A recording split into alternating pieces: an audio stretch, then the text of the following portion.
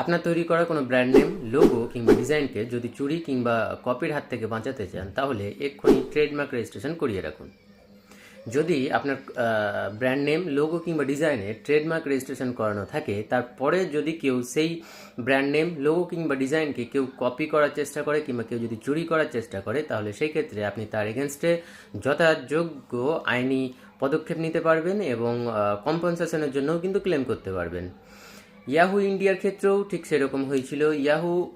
ইয়াহু.com নামে অলরেডি আগে থেকে একটি ডোমেন ছিল। পরবর্তীকালে একজন ভারতীয় ইয়াহু.ইন্ডিয়া.com নামে একটি ডোমেন কেনে।